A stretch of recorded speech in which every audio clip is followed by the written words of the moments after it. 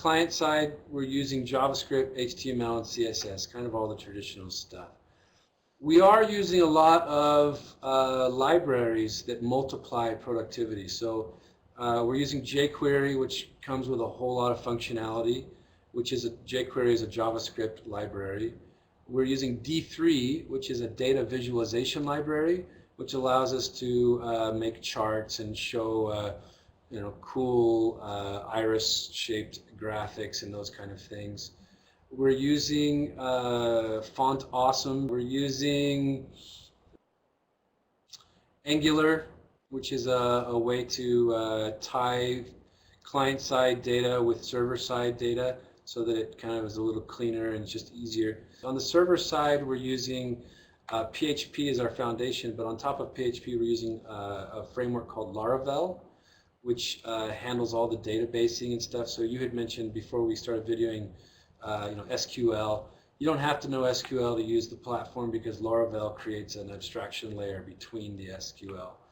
So you learn how SQL works, and then you don't have to worry about the databases and all that stuff. It builds the databases, it handles all the relationships for you, it does all that.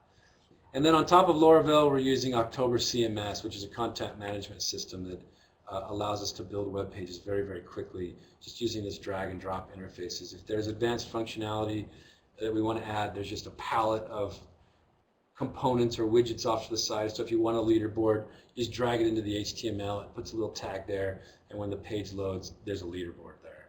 One of the things early on we wanted to do was create a rules engine. To make this thing super flexible, there had to be a way for all of the components to talk to each other. And when they are making decisions like adding bonuses or giving penalties for late assignments or something like that, all of these components that express student status in some way need to be aware of the changes that other components are making to student status, if that makes sense. And they have to take into account those changes into their own computations before they present to the students.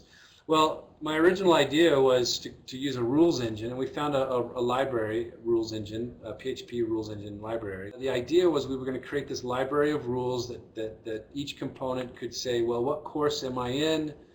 Given that this is my course, what rules apply based on which components have been added to this course?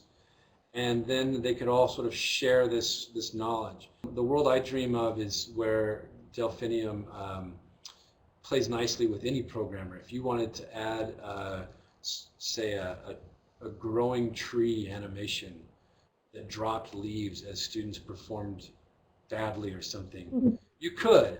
And all you'd have to do is ask my framework for the current data, and then you would just have to create that animation based on the data I kick back to you. So I'm handling all the databasing, all the student data, all the data manipulation. I'm handling all of that in Project Delphinium. And so the heavy lifting's done. I'm trying to make it very simple for third parties to come in and build their own. If they think gamification looks like X, then let me take you 80% of the way on the programming, and you just build that last 20%.